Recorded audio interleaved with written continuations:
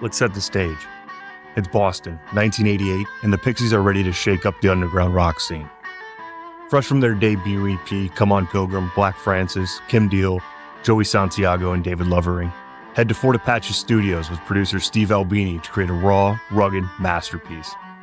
It didn't chart high, but it became an instant cult classic, selling over 500,000 copies and influencing everyone from Nirvana to Radiohead. This is alternative rock's blueprint, wild, weird, and unforgettable. This is Surfer Rosa.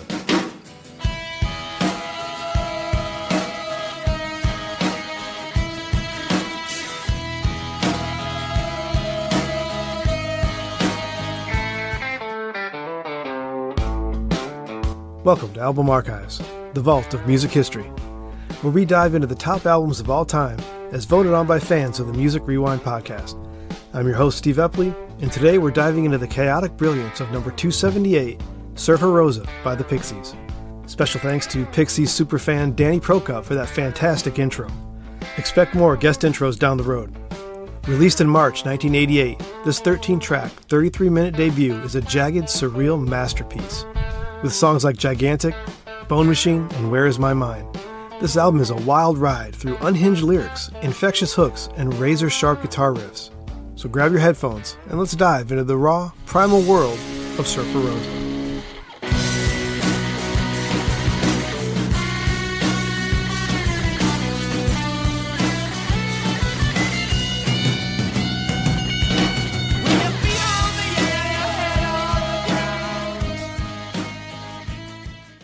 This album captures a pivotal moment in rock history.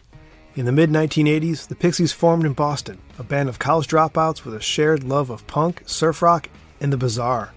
The visceral songwriting from Black Francis, Kim Deal's magnetic presence, Joey Santiago's unique guitar riffs, and David Lovering's relentless drums created a sound that was both alien and addictive. After their 1987 EP, Come On Pilgrim, caught the ear of British label 4AD, they teamed up with producer Steve Albini, known for his raw, in-your-face approach. Recorded on a tight budget in a small Boston studio, Surfer Rosa was a deliberate middle finger to the polished pop of the 80s, bursting with energy, eccentricity, and attitude.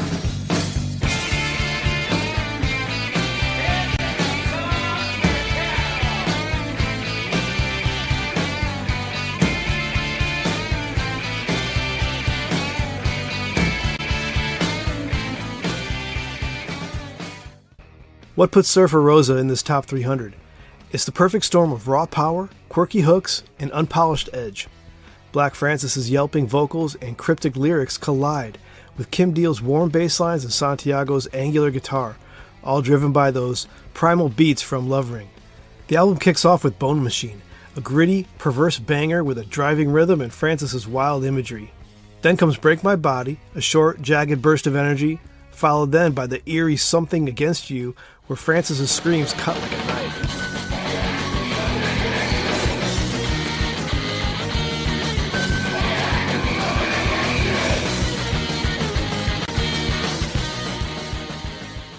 There's also Gigantic, one of Kim Deal's shining moments, a massive hooky anthem about lust and power that became a college radio staple. One recording note, Gigantic was inspired by the film Crimes of the Heart, with Deal and Francis co-writing the lyrics in a single session. Albini's production kept it raw, using room mics to capture the band's live energy. It hit number 93 on the UK singles chart and has since become a fan favorite.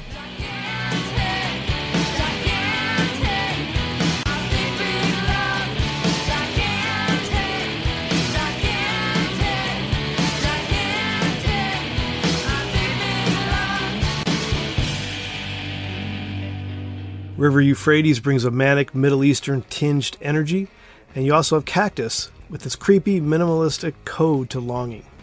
But now we have Where Is My Mind, the album's crown jewel, a haunting surreal masterpiece with Santiago's iconic guitar riff and Francis's dreamy vocals. It's a song that feels like floating in a fever dream, later perfectly immortalized in that final scene of Fight Club. The production is raw, Albini's signature capturing every squeak, shout, and drum hit, making it feel like the band's playing right there in your living room. Where is my mind? Where is my mind? Where is my mind?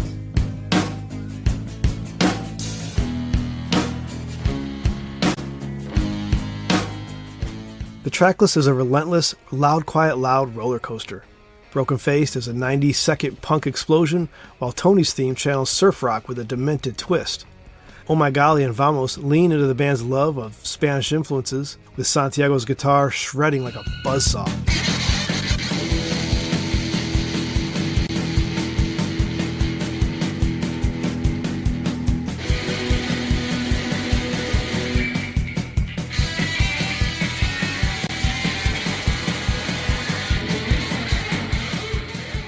At just 33 minutes, Surfer Rosa is lean, really lean, but packed with ideas, each track a snapshot of the Pixies' weird, wonderful chemistry.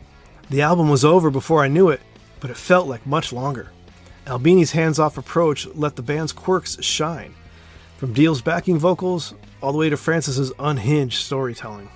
Now, thematically, Surfer Rosa is a feverish mix of sex, religion, and surrealism. Songs like Bone Machine and Cactus dive into dark, primal urges, while Where Is My Mind grapples with an existential drift. Recorded during the height of hair metal and synth pop, this album was a sonic outlier. Way too raw for MTV, and way too weird for mainstream radio, yet it became a cornerstone of that alternative rock explosion, paving the way for grunge and the indie movements of the 90s. Kurt Cobain famously said about writing Nevermind that he was just trying to rip off the Pixies.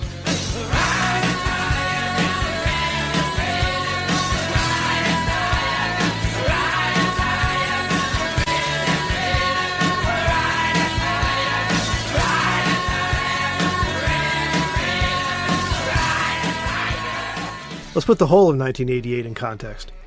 The music world was ruled by Guns N' Roses, George Michael, and Madonna, while the underground was bubbling with acts like Sonic Youth and REM. Surfer Rosa slipped under the radar, selling modestly but earning raves from critics. NME actually called it a deranged masterpiece. Its influence grew over time, shaping bands like Weezer, Pavement, and the Smashing Pumpkins. The album's iconic cover, a topless flamenco dancer in a stark, sepia-toned pose, it sure captures that raw, provocative vibe that they were going for. They were so quiet about it. And then the next thing you know...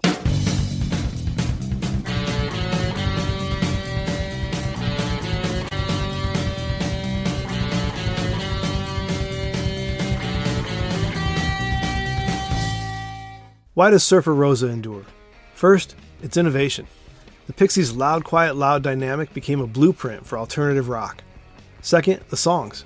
Every track is a hook-laden gem with an off-kilter edge. Third, its vibe. It's a raw, unfiltered snapshot of the band on the brink of greatness. For me, I'll be honest, I saw Fight Club before I heard this album, and it is impossible for me to separate the music without picturing that iconic final scene. For longtime Pixie fans, Surfer Rosa is cranking that volume, feeling the chaos, and reveling in the weird primal energy. It's not just a debut, it's a revolution that still resonates.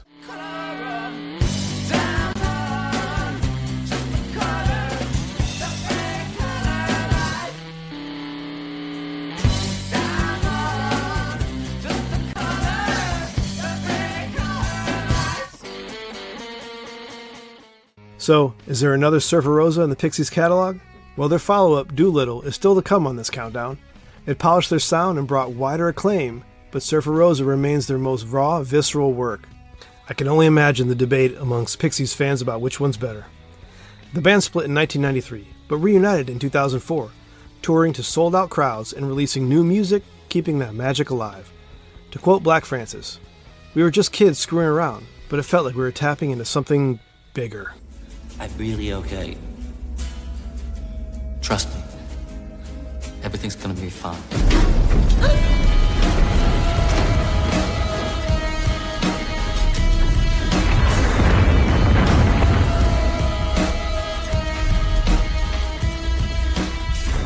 You met me at a very strange time in my life. When your feet are on the air and your head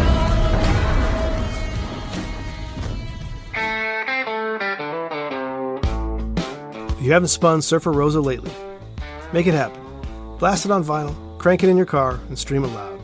It's a journey through raw, unhinged brilliance led by four weirdos bursting onto the scene. New to it? Brace for a wild, 33-minute ride that'll hook you hard. For me, it's not just a cult classic, It's one of the defining albums of the 80s. That's it for this edition of Album Archives, the Vault of Music History. If you enjoyed it, share it with a friend, and leave a review wherever you listen. And thanks again to Danny for that outstanding guest intro. What album would you like to be a guest intro for? Be sure to let me know. Next up is number 277, Turn On the Bright Lights by Interpol. Check out the top albums list on musicrewindpodcast.com to see where we're at and where we're headed. For now, I'm Steve Epley, and as I always say, listen to the full album. Until next time. A podcast from the Ethereal Media Group. Back to you, anchors.